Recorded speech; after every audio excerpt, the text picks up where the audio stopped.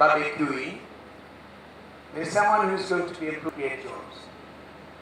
But also, it's all. So I would simply say that it's convenient here. Let's go level. Maybe let me contribute that for the foreman.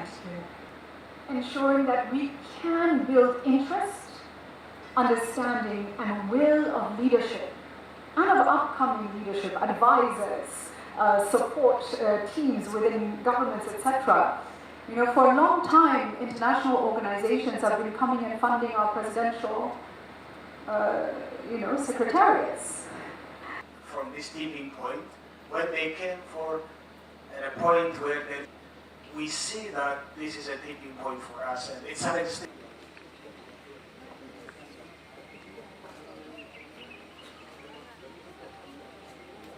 Excellency, the President of Uganda, Yoweri Museveni, and he's accompanied by our statesmen, our former African presidents.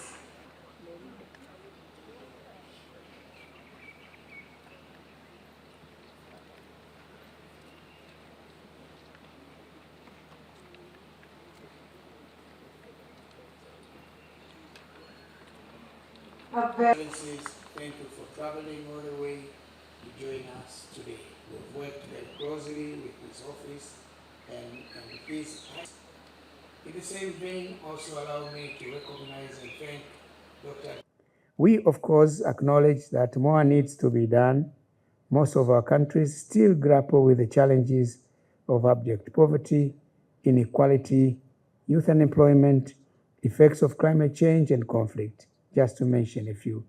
This is something we should not take lightly, especially now that we are left with only 5 years to achieving the 2030 goals.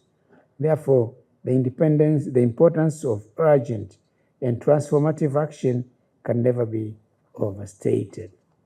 Your Excellency, we expect that the African Leadership Forum 2025 will serve as a turning point by calling for bold, practical solutions and renewed commitment to accelerating SDG progress across the continent. We look forward to bold, forward-looking solutions and practical evidence-based recommendations that can be implemented across our countries. But more importantly, we anticipate a renewed sense of urgency and commitment from all stakeholders to accelerate the pace of progress on SDGs. The outcome of this forum must go beyond declarations. It must inspire decisive, coordinated, and sustained action that will drive real transformation on the ground. Your Excellency, earlier this morning during my remarks in the morning session, I assured delegates that the discussions over the next 2 days will be held in a spirit of openness and trust. To facilitate this, all deliberations following the plenary will be conducted under the Chatham House rules. Now, in the last 60 plus years, as a student movement, as a fighting force, liberation movement, and as a political party in the government, we have identified what we called strategic bottlenecks that block socio-economic transformation in Africa.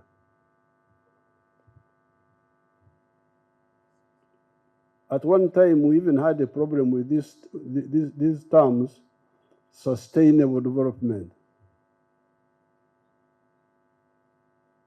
Our question was, how can you sustainably remain an infant, remain the same organism? That's why we insisted on introducing in another word, socio-economic transformation. Not only development quantitatively, but qualitative jump. This is what happens in nature. A baby is born, grows quantitatively as a baby, a child, but at some stage, he must undergo transformation. When he or she becomes a teenager, certain changes take place in that person. Goes from childhood to teenage and adulthood. This is what happened in Europe. Europe had to undergo socio-economic metamorphosis. So here, when we talk of sustainable development, does it include transformation of the society? If you have a peasant producing another peasant, and you go to the villages, you find 3 generations of peasants, grandfather, father, grandchild, they are all there. This is very dangerous. So therefore, I would really appeal to the thinkers to also emphasize this issue of qualitative jump of the society. Problem number 2, after getting independence, has been a weak state. But the weak state is from, you could call it strategic bottleneck number 3, wrong politics. Politics without a historical mission. The politics of identity. If you say our politics are politics of tribes, of religion, of gender chauvinism, how will you build a capable state? This is the problem we have in some of the countries. Clan armies, sectarian armies. Countries have broken up because of identity. When I went to Sudan, Khartoum, I asked them, I said, what do you call identity in Arabic? They said, Hawiya. And what do you call interests in Arabic? They said, Maslaha. So I said, what is your politics? Is it Maslaha, interests, or identity, Hawiya? So that would be the third bottleneck, the wrong politics. Weak state created by bad politics of identity rather than politics of interests. The other bottleneck has been the export of raw materials. This one is a big disaster. I was meeting an American delegation just now, and I was telling them that please, the new government of Mr. Trump, be clear on this point.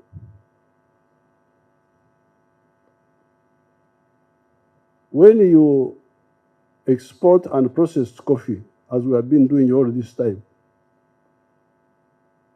you get about $2.5 a kilo.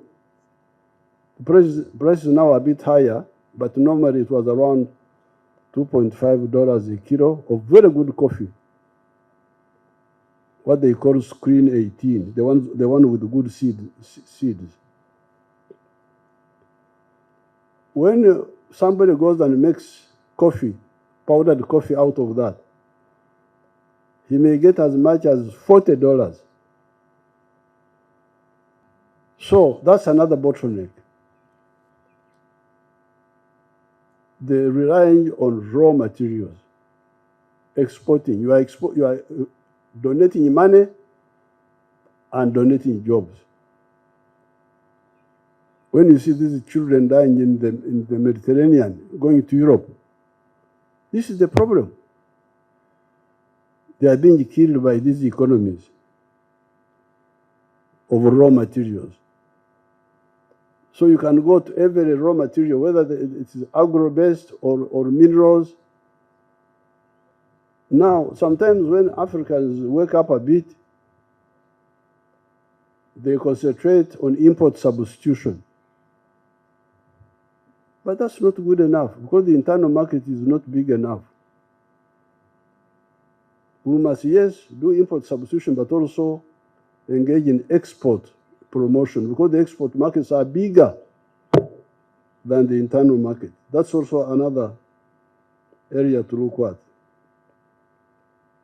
Now, the other bottleneck are the small economies, the balkanization of Africa into these small markets. Because when people really wake up, you will soon find that the internal market is not enough. In Uganda, when these Ugandans got some stability and woke up, in very short time, they found that everything was in surplus. The internal market was not enough. So that's why the regional market becomes very crucial. I'm very grateful to the East African leaders when they agreed, including people like His Excellency Chikwete, when they agreed that we revive the East African community and expand it, and also all the African leaders, because they have agreed on the CFTA, Continental Free Trade Area of the whole of Africa. It's already signed, but the only problem is implementation. So the forum should look at how we can intensify, because part of the problem of the CFTA is the infrastructure. At one time, we were talking of the railway from Djibouti to Dakar, from Mombasa to Kisangani. But now, I no longer hear about that. So in terms of our sensitization, we should emphasize that the market, the infrastructure to support the market, the human resource. You cannot have the transformation if your people are not educated, they are not healthy, they are not skilled. Here in Uganda, we have been having another bottleneck. This is the big proportion of the population outside the money economy, only working for the stomach, for eating. Because here in Uganda, you don't have to be very, very brilliant to survive. You can survive even if you are not. You eat mangoes, you go to your relatives, you spend all the time. Your relatives see you coming. Why are you going? I have come to see you. Imagine. Neja kubareba. Nise kubareba. I have come to see you. The man is not working. He's not working, but he's eating. So now, when we checked, by 2019, the people in the money economy were now, for the first time, 61%. The ones who are still outside the money economy were 39%. Now, the army also had started making their own mistakes, so we decided to change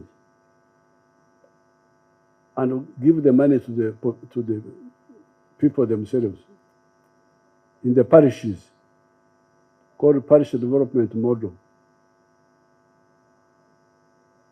Each parish to get annually some money, which they put in their circle, in their savings and credit or cooperative, and they join the money economy by doing this, doing that. When they checked the other time, they said the figure had now gone to 33%, still outside, 67% in the money economy. So these bottlenecks should be clearly identified. And we had identified, I think there were 10 of them, which we put in the NEPAD. I went to Addis Ababa and I presented them. They are not well organized here. But that list which we took to NEPAD in Addis Ababa should be brought and shown to you so that you can see whether it makes sense. So therefore, when we talk of sustainable development, according to our experience, this is what we have seen. And I have been persuading these Ugandans that these economies can jump.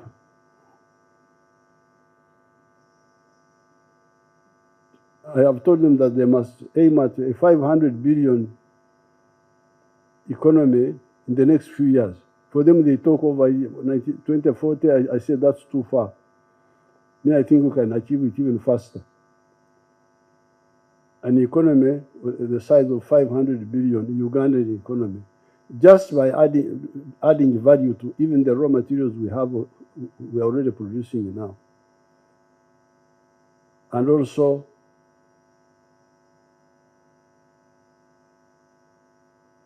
building a new economy of, because the economy of Uganda has gone through 5 phases now since we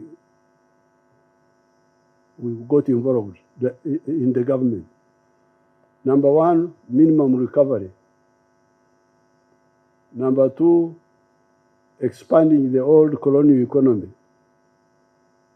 Number 3, diversifying. Number 4, value addition.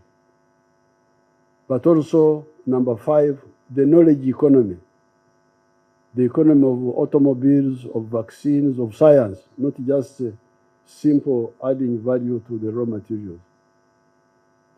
So with these few words, I welcome you to Uganda, and I wish you good luck. Thank you very much.